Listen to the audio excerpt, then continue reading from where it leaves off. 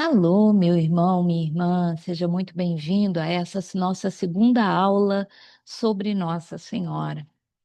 Se você assistiu essa aula no dia 10, ou a gravação, ou presencialmente, você vai ter percebido que nos últimos 5 minutos de aula, a nossa internet caiu lá na paróquia Santa Mônica. Então, aqueles que participam virtualmente ficaram sem a conclusão daquela aula. Como o som, na verdade, não estava lá muito bom, eu resolvi regravar a aula para que aqueles que querem assistir depois e lembrar o que ouviram, ou para aqueles que vão assistir a aula pela primeira vez, possam ter a aula completa em vídeo à disposição. Vamos então pedir a Deus que Ele venha abençoar a todos nós, nos dando ouvidos que saibam escutar e um coração que tenha muito espaço para acolher tudo aquilo que Deus quer nos falar. Que nós estejamos unidos e reunidos em nome do Pai, e do Filho, e do Espírito Santo. Amém. Abrindo então os nossos slides,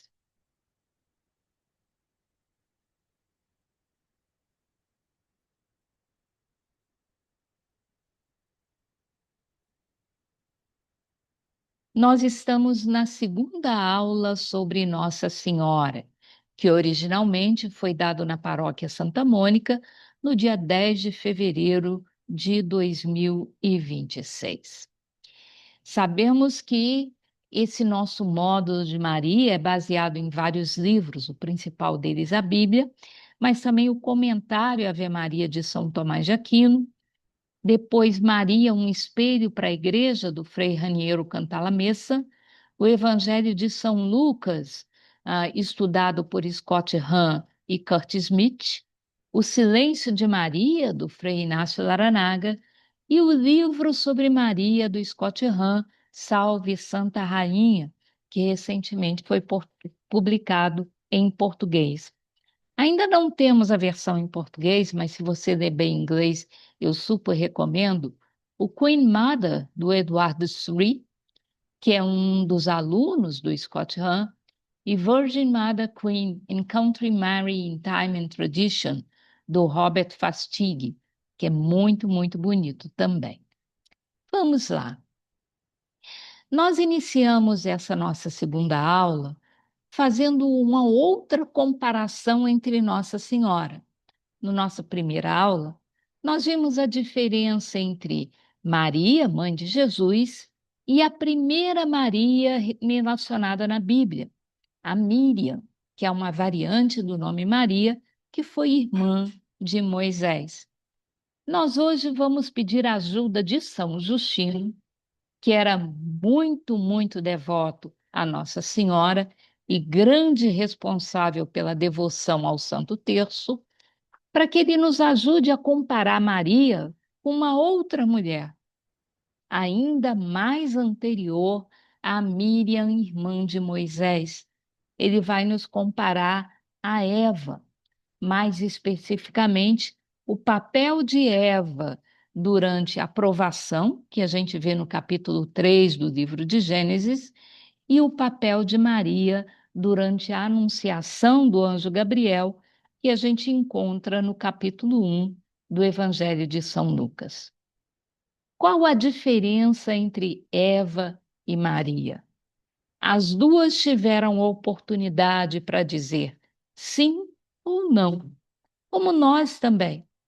Nós sempre na nossa vida temos a oportunidade de dizer sim ou não a Deus, porque pelo nosso livre-arbítrio nós temos o direito de escolher vida ou morte, bem ou mal, água ou fogo, luz ou trevas, como Jesus já nos orienta a fazer boas escolhas, né? A dizer um sim que seja sim e um não que seja não.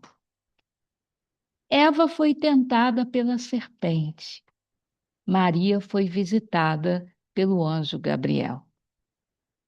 Ao ser visitada pela serpente, Eva se abriu para o mal, enquanto Maria, ao ser visitada pelo anjo, se abriu para a luz.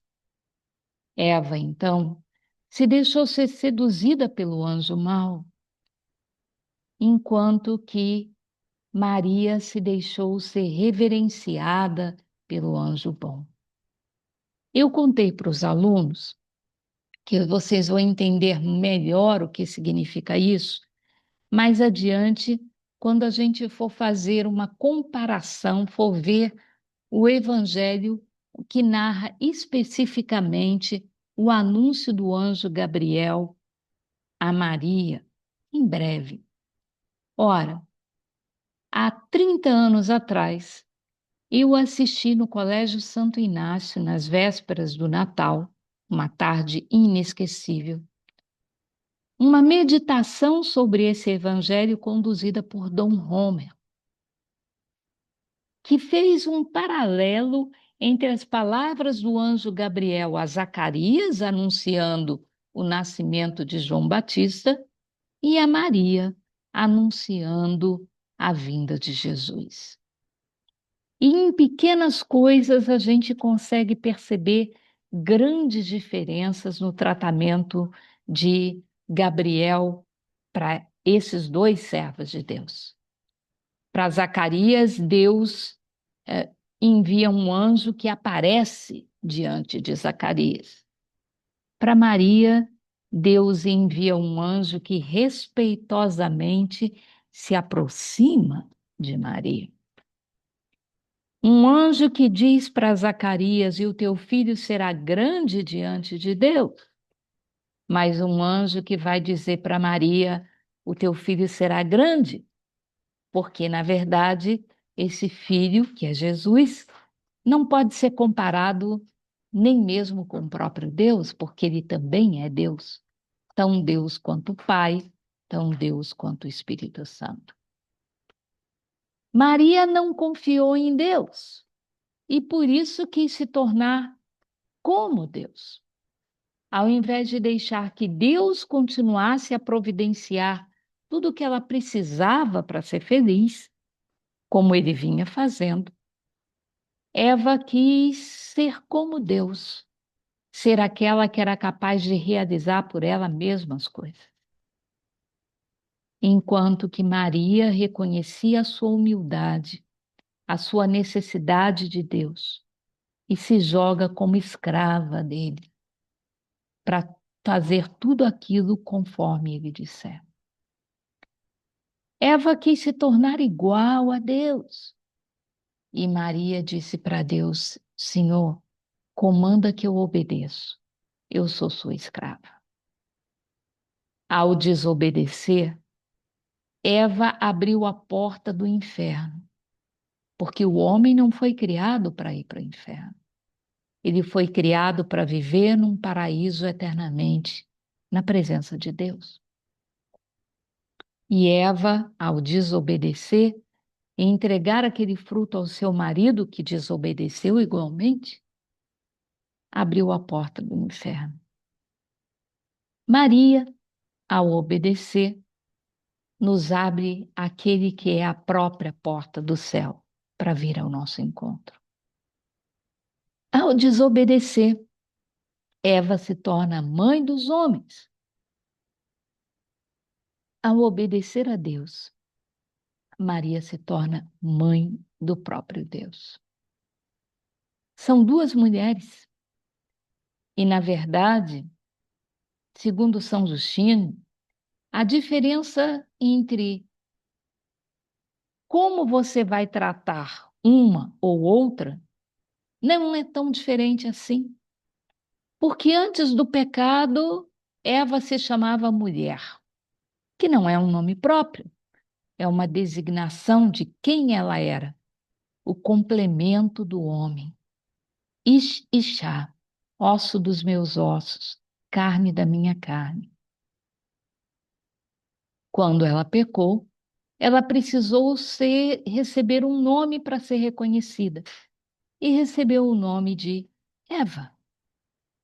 Maria, ao ser escolhida por Deus, recebe não um nome, porque ela já tinha um. Ela não precisa se chamar de forma diferente para servir a Deus, mas ela certamente passa a ser tratada de forma diferente. Ela passa a ser tratada como ave. São as mesmas letras, Eva e ave, mas é um mundo de diferença. Ave Maria, salve Maria, seja reverenciada Maria. Feliz és tu, Maria. Enquanto que Eva diminui o seu valor ao ser denominada Eva, Maria ganha importância ao ser reverenciada pelo ave. E o Frei Inácio Rananaga vai nos falar de um outro aspecto sobre Nossa Senhora. Vai falar sobre o silêncio de Maria. Nós não encontramos grandes pregações de Maria na Bíblia, nem grandes diálogos, nem grandes discursos. Nós ouvimos Maria falar muito poucas vezes na Bíblia. Ela fala com um anjo, ela fala com Isabel, ela fala com ah, Simeão e Levi, ela não fala nada, ela só escuta que uma espada traspassará o seu coração, mas ela vai falar com Jesus aos 12 anos, vai falar nas bodas de Caná. Como é silenciosa nossa Maria. Muitas vezes uma pessoa calada é tida como tímida, como apagada, como alguém que não interfere, que não faz diferença, que não aparece, que não tem importância, que é fechado. O Frei Laranaga diz: Maria não era nada disso. Se você for olhar o que define silêncio no dicionário, você vai ver que silêncio é a ausência de ruídos. E realmente nenhum de nós imagina Maria no meio de batucadas e de grandes alvoroços. Maria era alguém que silenciava, que guardava no seu coração as coisas de Deus. Silêncio é o estado de quem se cala, não por não ter nada para dizer, mas porque podia dizer tanta coisa mesmo sem abrir a boca. Silêncio é a atitude de quem se abstém, se recusa a falar. Ela não se recusou a falar, ela nos deu a própria palavra como presente de Deus saindo do seu ventre. Maria não silenciava porque ela era apática, mas silenciava porque era muito mais importante que nós escutássemos o seu filho do que escutássemos a ela. Mas mesmo no silêncio, Maria soube como ninguém divulgar o evangelho de Jesus. E nós vamos ver como nós sabemos que Maria não era essa pessoa apagada, mas alguém de ação, alguém que fazia diferença, que fazia as coisas mudarem de rumo. E vamos ver isso olhando como Maria se encontra com Isabel, como ela vai para Belém no nascimento de Jesus, como ela vai para Jerusalém quando Jesus é perdido no templo, a discípula que acompanhava Jesus nas suas pregações e a Maria presente na paixão de Jesus e também em Pentecostes.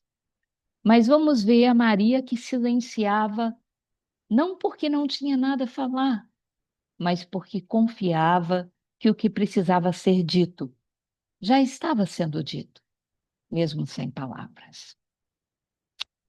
Na Anunciação, nós vemos Maria perguntar ao anjo como se faria isso.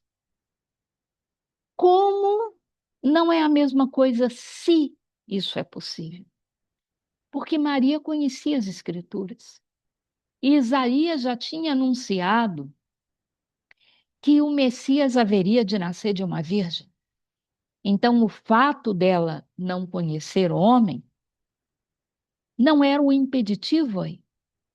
O que ela queria saber não era então se isso seria possível, mas como é que Deus iria resolver o problema de ela conceber uma criança mesmo sendo virgem, né? E nós sabemos que desde que Moisés, lá em Deuteronômio, anunciou ao povo de Israel que um Messias viria, que um novo Moisés nasceria, para trazer o povo não para uma liberdade temporária, mas para uma liberdade eterna.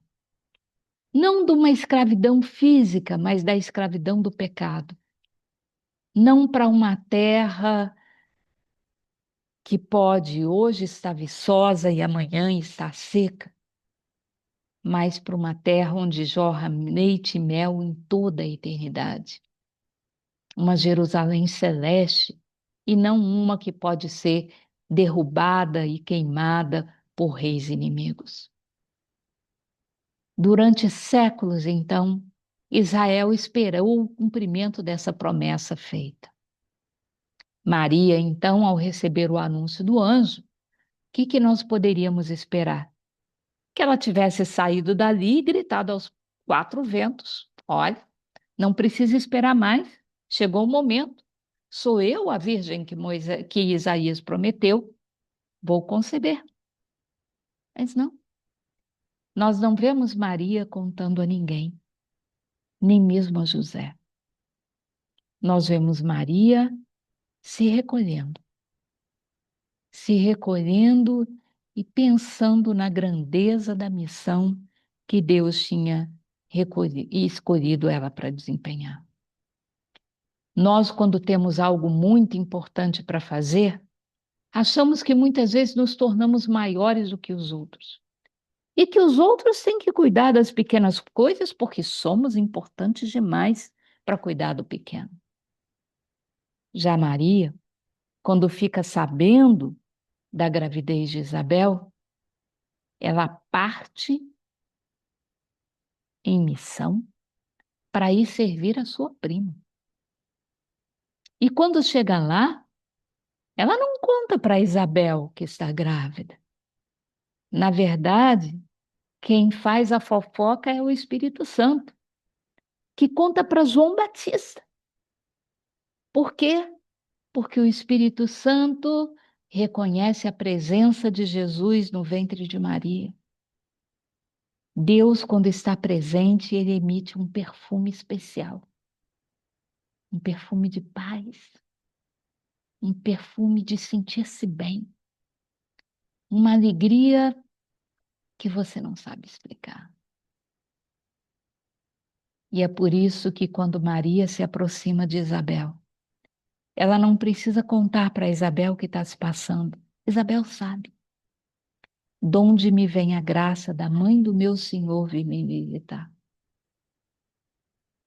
E Maria fica ainda com Isabel durante 3 meses, até que Isabel dê à luz, até que Isabel não precise mais dela para varrer a casa, para lavar a roupa, para fazer a comida. Essa é a nossa Maria, a serva de Deus que serve aos homens. Nós sabemos que quando os primeiros sinais da gravidez de Maria começaram a aparecer, José não entendeu o que se passou. Ele sabia que aquela criança não era filho dele, porque ele e Maria não estavam coabitando, não tinha chegado a hora. E ele então sabe que se ele denunciar que aquele filho que ela está esperando não é dele, como compromisso que a sociedade já tinha testemunhado entre José e Maria já tinha ocorrido, Maria seria considerada uma mulher adúltera, e o castigo para adultério era a morte por apedrejamento. José não queria isso para Maria. Mesmo ao saber que Maria estava grávida de um filho, que não era dele, ele pensa em segredo rejeitar Maria. Isso significaria que ele assumiria publicamente o filho como dele, levaria Maria para sua casa, mas na intimidade das quatro portas, ele trataria Maria com desprezo, porque afinal de contas, ela o teria traído.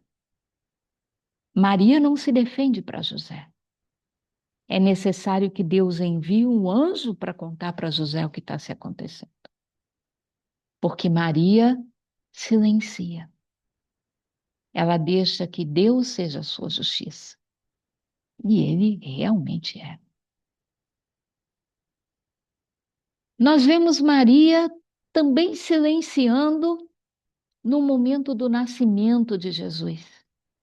Porque vem aquele edito do recenseamento. E José, então, precisa ir até a cidade natal dele, que é Belém, para ser recenseado. Mas mulheres e crianças não eram contadas. Então, por que Maria precisou ir com José? Por que ela não ficou quietinha em casa? Por que ela precisou viajar de Nazaré até Belém? Sabem quantos quilômetros eram de Nazaré a Belém? 14 quilômetros. Por que Maria precisou viajar essa distância toda? Grávida de 9 meses? Porque provavelmente, aos olhos da sociedade, José e Maria parecerem grávidos antes da época propícia da coabitação, significava que eles tinham quebrado algumas leis do matrimônio locais. E provavelmente não eram lá muito bem tratados por uma sociedade super tradicionalista por causa disso. Como resultado, provavelmente José não confiou em deixar Maria quietinha em casa. Porque como é que ele ia ter tranquilidade de saber que se ela sofresse alguma coisa, alguém ia cuidar dela? Não. José então coloca Maria no lombo de um burro e viaja 14 quilômetros com ela. Certamente essa viagem acelerou o período do parto de Maria. Mas provavelmente eles esperavam chegar em Belém e serem acolhidos. Porque por que José foi para Belém? Porque Belém era a cidade de José, porque ele era da tribo de Davi. Mas era da da família de Maria também, porque ela também era da família de Davi. O que mais tinha em Belém era parente de José e de Maria. Você já se perguntou, então, por que Jesus precisou nascer num estábulo? Porque pode ser que você já tenha a tua casa lotada de tanto parente que vem para um recenseamento.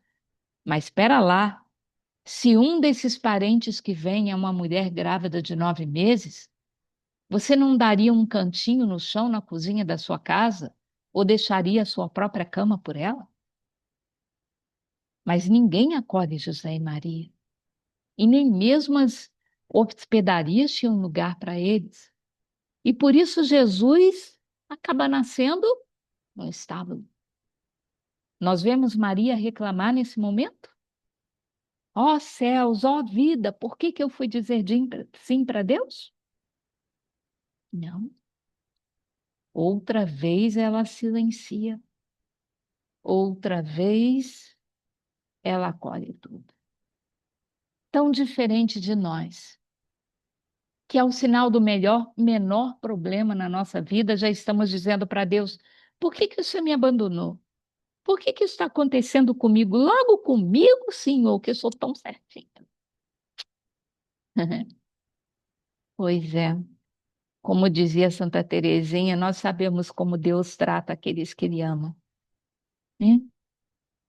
Não com regalias, mas uma atitude de confiança. Deus sabia da força de Maria.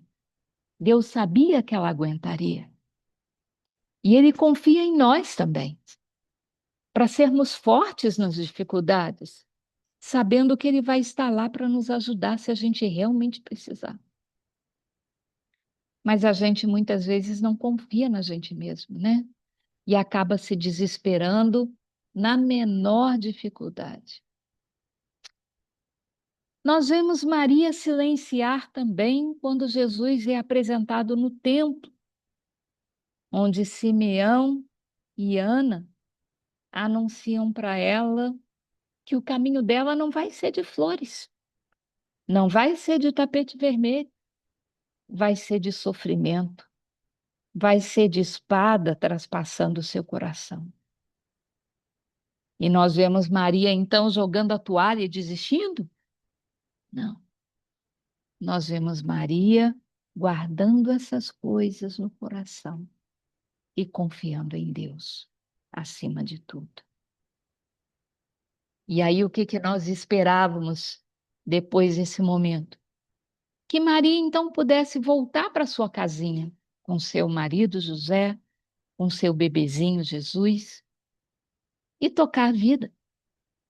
Mas não, o anjo aparece a José e diz para ele assim: você vai ter que fugir para o Egito, porque Herodes baixou um decreto e se vocês não fugirem para o Egito, ele vai matar o menino." Então nós vemos José pegar outra vez a sua esposa e colocar no lombo de um burro e agora com um bebezinho nos braços. Sabe qual a distância entre Belém e o Egito? 450 quilômetros. Não é logo ali. E José foi. E lá no Egito ele tinha casa, ele tinha emprego, ele tinha dinheiro para se sustentar, ele falava a língua. Não, gente. José era um humilde carpinteiro. E como ele deve ter batido de porta em porta pedindo algum trabalho, pedindo algum abrigo, onde ele pudesse viver com a esposa dele e o filhinho, naqueles 2 anos que eles precisaram passar lá. E nós vemos Maria reclamar das dificuldades. Hum, hum. Silêncio outra vez de Maria, a Nossa Senhora. Pois é. Nós vemos que depois de 2 anos eles voltam e vão para Nazaré. E quando Jesus completa 12 anos, eles vão ao templo, como todos os anos em Jerusalém. E a caravana dos homens e a caravana das mulheres eram separadas. Jesus, com 12 anos, ele estava exatamente beirando aquela divisa onde, até os 12 anos, um menino judeu é uma criança, e a partir dos 13 anos ele já é visto como um adulto, como um homem. Como Jesus já estava ali no limiar entre os dois, provavelmente José pensou que Jesus estava viajando com Maria na caravana das mulheres, porque ele ainda não tinha 13 anos. E provavelmente Maria pensou que Jesus estava viajando com José na caravana dos homens, porque ele tinha quase 13 anos. E precisou as duas caravanas pararem para descansar na jornada, para se encontrarem. E aí José e Maria perceberem que eles estavam errados, que Jesus não estava com nenhum dos dois. E voltam eles desesperados para Jerusalém e encontram Jesus no templo em meio aos doutores. E é a única vez que nós vemos Maria fazer alguma queixa para Jesus: meu filho, você nos deixou preocupados. E Jesus responde para ela assim: mas mulher, você não sabe que eu tinha que cuidar das coisas do meu pai? E vemos então Maria reclamar: puxa, mas não custava nada ter me mandado um bilhetinho? Não. Outra vez Maria silencia. E no silêncio tenta aprender aquilo que Deus está querendo mostrar para ela. Nós sabemos que Maria, mãe de Deus, responsável pelo Filho de Deus, era responsável por ensinar essa criança a andar. a falar, a ter bom comportamento, a fazer boas escolhas. Nós podemos imaginar o carinho com que Maria cuidava das roupinhas de Jesus, limpava a bagunça de Jesus quando ele fazia alguma estripulia, segurava ele no colo quando ele estava precisando de um aconchego para dormir. Nós imaginamos Maria sendo mãe, mãe do Filho de Deus, em todos os sentidos. E mais, Lucas diz que o menino lhes era submisso. Olha a responsabilidade de você ser aquele que vai dizer para o Filho do próprio Deus como é que ele tem que se comportar, como ele tem que andar, como ele tem que se sentar. Difícil, né? Pois é. Nós vemos Maria falar finalmente nas bodas de Caná. É um casamento.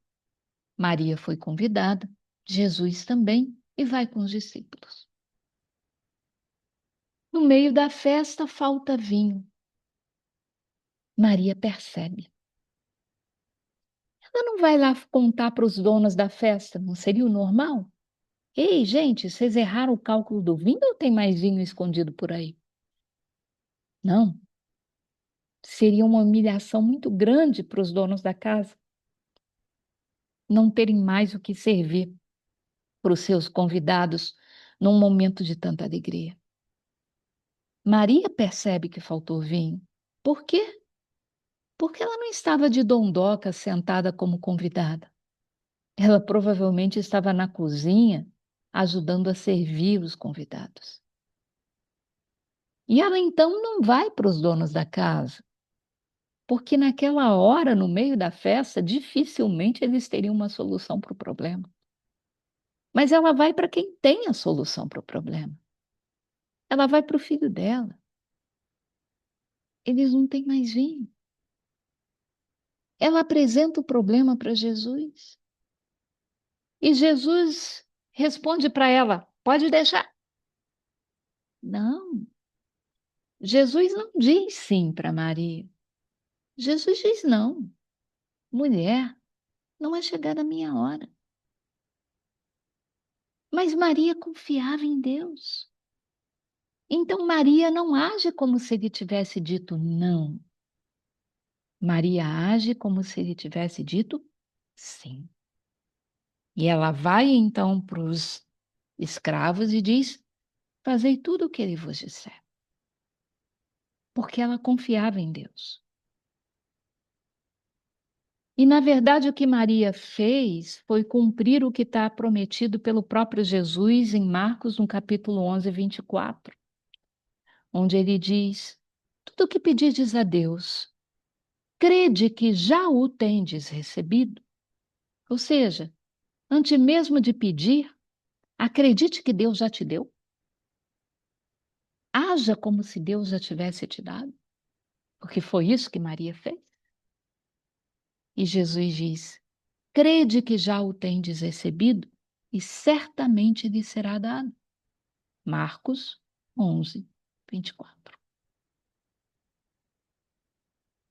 E é uma lição tão bonita essa que Maria nos dá aqui, da importância da oração, mas a oração de quem confia, não de quem pede já desconfiando, de quem pede já duvidando. Porque quando Jesus fazia um milagre, ele não dizia, vai em paz, o meu poder te salvou. Porque Deus é poderoso. E Deus, nada é impossível. Pronunciando a palavra dele, Deus cria um universo inteiro. Então, por maior que seja o seu problema, ele não é difícil para Deus resolver. Se você está pedindo para Deus, então, e isso não acontece, não diga por que Deus não está te atendendo. Pergunte para você mesmo por que você não está confiando. Não o suficiente, como Maria, que mesmo ouvindo não, age como se tivesse escutado um sim. Só tem algumas explicações para quando a gente reza com fé e não recebe. A primeira delas é quando aquilo que a gente está pedindo parece ser muito bom, mas na verdade não é. Porque nós achamos que sabemos sempre o que é melhor para nós, mas na verdade nem sempre isso é verdadeiro. Mas Deus sabe. Se aquilo que você está pedindo para Deus é aparentemente bom, vai te fazer feliz durante 5 minutos, mas tem consequências que vão te fazer sofrer pelo resto da vida, pode pedir o quanto você quiser, pode bater pezinho, ficar de mal com Deus, que Ele não vai te dar. E não vai te dar por uma razão muito simples. A Deus é impossível fazer o mal. Ele não pode ser o responsável por algo que vai te fazer sofrer. Não Deus, que é apaixonado por você.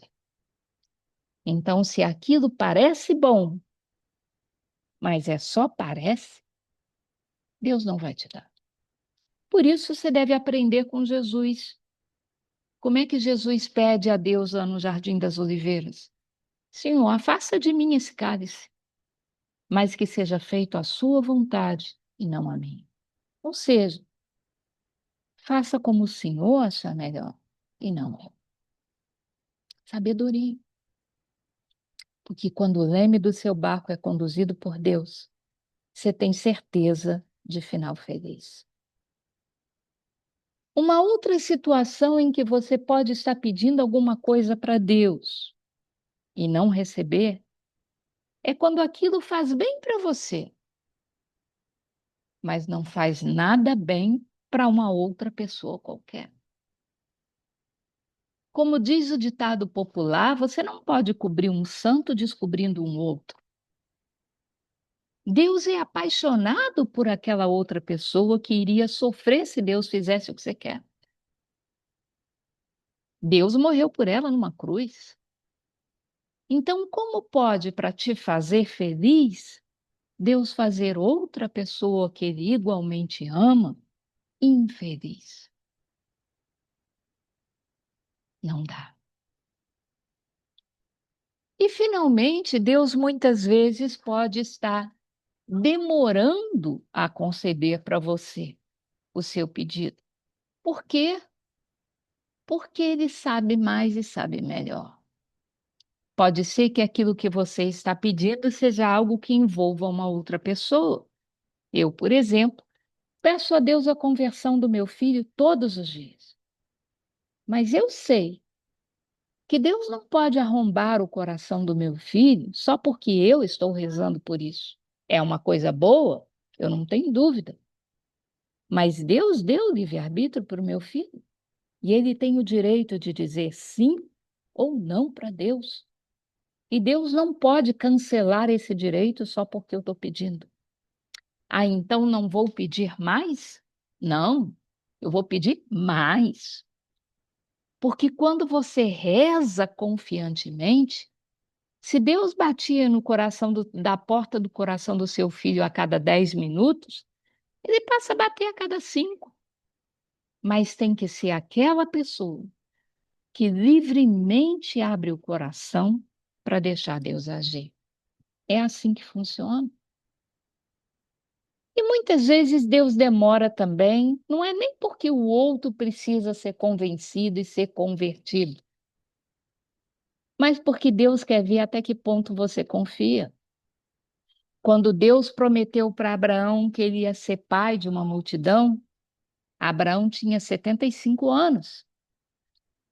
Quando Isaque, o filho de Abraão, nasceu, Abraão tinha 100 anos.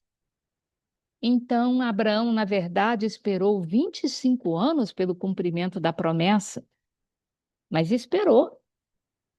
E nós rezamos o agora, e daqui a 5 minutos estamos batendo no relógio e dizendo: Senhor, cadê? O senhor está atrasado aí com o meu pedido. Onde é que está aquilo que o senhor tinha que estar fazendo por mim?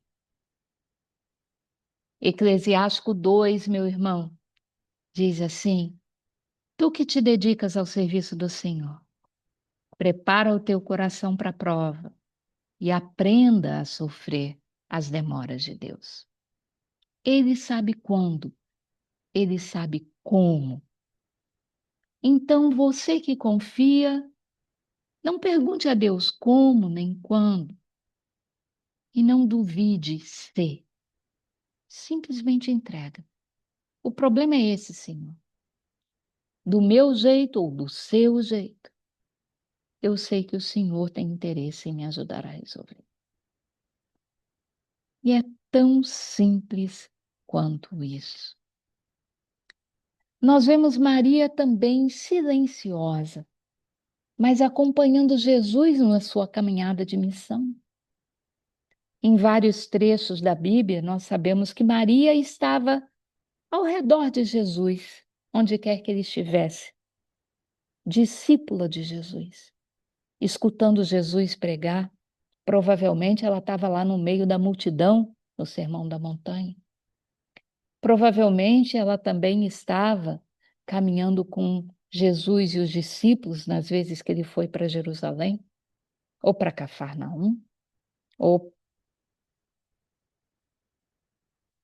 para algum dos vilarejos que tinha por aí, Cesareia de Filipe, para o Monte Tabor.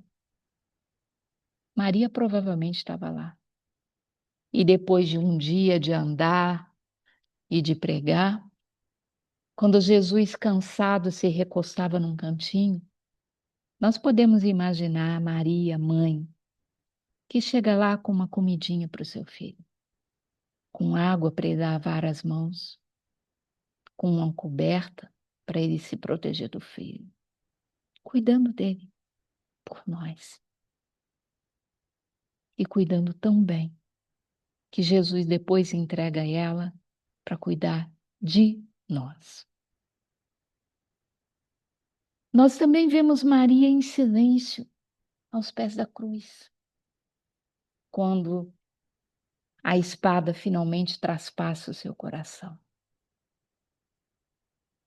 E certamente não deve ter sido fácil para Maria ver todo aquele sofrimento de Jesus, sabendo quem ele era, sabendo por que ele estava sofrendo. E ela lá, forte, em silêncio, calada, provavelmente rezando por ele e dizendo: meu filho, olha para mim, eu estou aqui. Você não está sozinho. Meu filho, está acabando, meu filho. Pois é, ela estava lá. Ela não estava lá no domingo de Páscoa, quando Maria Madalena e as outras mulheres foram até o túmulo preparar o corpo de Jesus para o sepultamento. Não te parece incrível que a Maria que tirou o corpo do filho da cruz e levou até o sepulcro não foi lá, depois de passado o sábado, cumprir todo o ritual que era esperado para um sepultamento de um judeu? Por que Maria não estava lá? Por que Maria Madalena estava indo com as outras mulheres e a mãe de Jesus não estava lá? Temos duas possíveis explicações para a ausência de Maria. Uma delas, de acordo com a tradição da igreja, é que Maria não estava lá porque Jesus ressuscitado no domingo, ao arranhar do dia. A primeira pessoa que, hipoteticamente, ele visitou teria sido a própria mãe, para dizer para ela: oi, mãe, estou aqui, tá tudo bem, já passou, já estou viva outra vez. Enxuga a lágrima, mãe, já acabou. Mas eu gosto ainda mais da segunda hipótese que explica a ausência de Maria, que é a hipótese da mãe confiante que ela era. Jesus tinha anunciado para os discípulos várias vezes que ele morreria, mas também que ele ressuscitaria no terceiro dia. E Maria, como confiava em Jesus, não precisou ir ao túmulo preparar o corpo do filho para ser sepultado, porque ela sabia que ele não estaria lá, porque ela confiava que ele não estaria lá. E vemos Maria silenciosa também em Pentecostes. Ela, que sabia como ninguém ser guiada pelo Espírito Santo, esposa do Espírito Santo que ela era, foi quem manteve os discípulos lá unidos em oração durante os 9 dias e meio depois da ascensão de Jesus, até que o Espírito Santo viesse para preparar os discípulos para se tornarem os apóstolos que levariam o Evangelho de Cristo em todo lugar. Ela estava lá, calada, silenciosa, disponível para Deus, como ela sempre soube fazer. E nós cantamos uma musiquinha, porque quem é meu aluno sabe como eu gosto de cantar para Deus.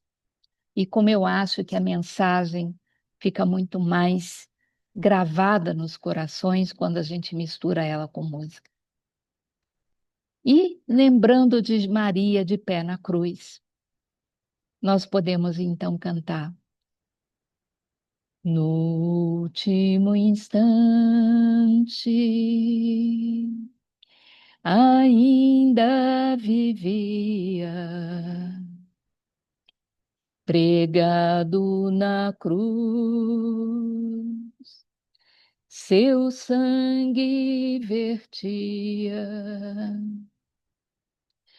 sua mãe ao seu lado estava de pé, calada e confiante, firme na fé. Jesus, nesta hora, num gesto de amor, ao vê-la sozinha, se preocupou, vendo ao seu lado, disse a sua mãe: mulher, eis aí o teu filho. Filho, eis aí tua mãe. Ave Maria, cheia de graça, o Senhor é contigo, bendita és tu. Entre as mulheres, bendito é o fruto do teu ventre, Jesus, o Senhor. Santa Maria, como em Caná, rogai por nós, os pobres de Deus, agora e na hora de nossa morte. Amém.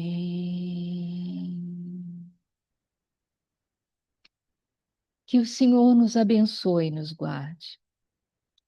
Que Ele volte para nós o seu rosto e se compadeça de nós. Que Ele nos mostre a sua face e nos conceda a sua paz. É o que nós pedimos a Deus, em nome do Pai, e do Filho, e do Espírito Santo. Amém. Fique com Deus, meu irmão, minha irmã. Espero que essa aula regravada tenha ficado com uma qualidade melhor do que o som da nossa aula ao vivo lá. E que se você tivesse perdido os 5 minutinhos finais por causa da queda da internet, você agora tem a aula completa à sua disposição. Nos vemos dia 24 de fevereiro para a terceira aula do módulo de Maria. Fique com Deus. Tchau.